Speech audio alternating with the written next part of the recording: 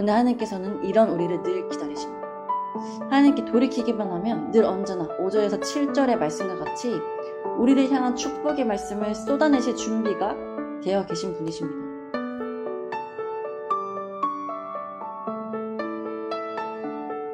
내가 그들의 반역을 고치고 기쁘게 그들을 사랑하리니 나의 진노가 그에게서 떠났음이니라.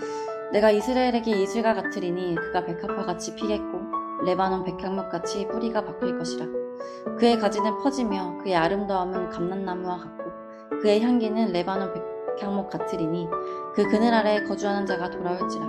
그들은 곡식같이 풍성할 것이며 포도나무같이 꽃이 필 것이며 그 향기는 레바논의 포도주같이 되리라. 에브라임의 말이 내가 다시 우상과 무슨 상관이 있으리요 할지라. 내가 그를 돌아보아 대답하기를 나는 푸른 잣나무 같으니 내가 나로 말미암아 열매를 얻으리라 하리라. 누가 지혜가 있어 이런 일을 깨달으며 누가 총명이 있어 이런 일을 알겠느냐. 여호와의 도는 정직하니 의인은 그 길로 다니거니와 그러나 죄인은 그 길에 걸려 넘어지리라. 아멘.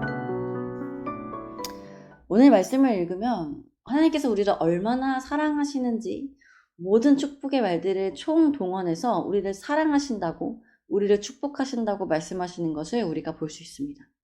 5절을 보니 하나님께서 밤새 내려 생물을 자라나게 하는 이슬이 되심으로 우리가 그 안에서 아름다운 백합화처럼 피어나고 레바논 백향목같이 견고히 뿌리가 박히게 될 것이라고 축복하고 계십니다.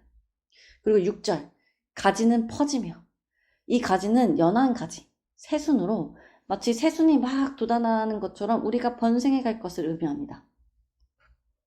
그리고 감람나무는 올리브 나무라고 하는데요. 이 올리브 나무는 먹을 수 있고 기름이나 약재로 쓰일 수 있을 만큼 아주 요긴한 나무입니다. 즉 하나님께서 우리를 이처럼 귀히 사용하신다는 의미이겠죠. 또 레바논 백향목에서 레바논은 수많은 초목으로 진한 향기가 배어나오는 지역이라고 할 수 있습니다. 그럼 우리가 하나님 안에 있을 때 영적으로 하나님의 사랑이 짙게 배인 향기를 낼 수 있다는 의미입니다. 그리고 7절, 그렇게 하나님의 그늘 안에 있는 우리에게는 곡식같이 풍성한 부족함이 없는 은혜가 있을 것이라고 말씀하십니다. 그리고 8절, 하나님께서는 우리에게 푸른 잣나무, 사시사철 시들지 않는 푸르른 나무가 되어주실 것이라고 축복하고 계십니다. 그런데 여러분, 이런 축복을 받는 우리의 모습은 어떠합니까? 4절을 보니까요. 이 하나님의 사랑의 고백을 듣는 우리의 모습이 잘 기록되어 있습니다. 반역한 자. 특별히 8절을 보니 이 반역의 행위가 무엇이었는지 나타나는데 하나님이 아닌 다른 것을 섬기는 우상 숭배였음을 말하고 있습니다.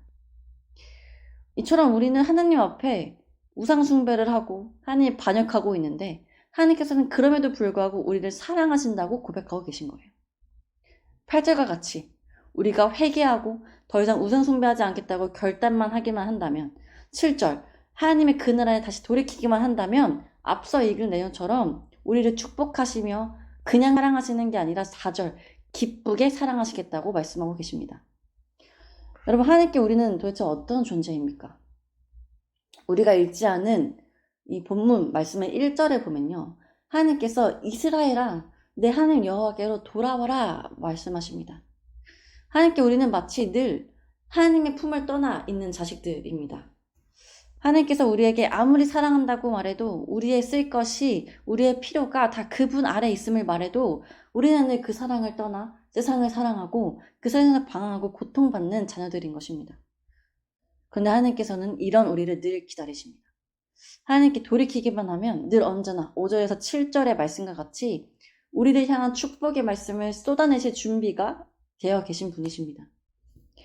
그것도 모자라 속도 없으신지 우리를 기쁘게 사랑하신대요. 여러분, 한두 번은 괜찮은데 계속해서 나를 대적하고 떠나가는 사람을 기쁘게 사랑할 수 있습니까? 우리는 2번, 3번 그 이상 우리의 인내를 넘어가면 그때부터는 기쁨이 아니라 사랑하는 그 말씀 때문에 의무감으로 사랑하려고 합니다. 그런데 우리 하나님께서는 우리의 반복되는 반역 앞에도 그저 돌이키기만 하면 언제든 기쁘게 우리를 사랑하실 준비가 되어 계신다는 거예요. 사랑하는 여러분, 사순절을 지나는 이때 우리의 모습은 어떠합니까? 여전히 하나님을 반역하며 하나님보다 다른 것들을 더 사랑하는 죄를 범하고 있지는 않습니까? 그럼 우리를 하나님께서 이스라엘아 돌아오라 부르고 계십니다. 이 부름 앞에 돌이킴이 지혜임을 9절에서 말씀하고 있습니다. 여러분, 영원하지 않은 사랑에, 영원하지 않은 순간의 즐거움에 빠져 그렇게 어리석은 삶을 사는 자들이 되지 않기를 소망합니다. 우리를 언제나 한결같이 기쁨으로 사랑하시는 하나님의 부르심에 돌이키는 지혜로운 자들이 되시기를 간절히 소망합니다. 그래야 늘 하나님의 그 사랑 안에서 넘쳐나는 축복을 누리며 사시는 자들 되기를 간절히 소망합니다. 기도하시겠습니다. 하나님, 오늘 하나님의 말씀으로 아침을 시작합니다. 특별히 오늘 호세아 말씀 안에 우리를 향하신 하나님의 사랑을 다시 한번 봅니다. 주님, 우리를 향하신 하나님의 사랑이 어찌 이리 크고 한결같으신지요. 주님을 떠나 반역하며 우상숭배를 서슴지 않은 악한 자녀인 우리를 포기하지 않으시고 돌이켜도 또다시 주님을 떠나 죄를 지어 연약한 자들임을 아심에도 하나님께서는 늘 우리의 돌이킴을 기뻐하십니다. 하나님께서는 늘 우리를 기쁘게 사랑하실 준비가 되어 계십니다. 이 사랑을 믿지 못하는 우리를 위해 하나님께서는 당신의 아들 예수 그리스도를 죽이시면서까지 우리에 대한 이 사랑을 확증하셨습니다. 이것이 세상은 우리에게 줄 수 없고 우리가 세상에서는 알 수 없는 우리를 향하신 참 기묘한 하나님의 사랑입니다. 하나님, 이 사랑 앞에 우리가 욕심껏 쥐고 있던 세상의 것을 내려놓게 하시고 오직 이 영원한 사랑 안에 날마다 돌이키게 하여 주옵소서. 우리도 우리를 향하신 신실하신 하나님의 사랑을 따라 하나님을 신실하게 사랑하게 하여 주옵소서. 우리의 사랑도 늘 하나님 한 분임을, 하나님이 우리의 영원한 사랑 되심을 고백하게 하여 주옵소서. 이 시간 우리에게 사랑을 가르쳐주신 하나님 아버지께 감사드리며 죽음으로 하나님의 사랑을 확증하시고 우리를 위해 기꺼이 순종하신 예수 그리스도의 이름으로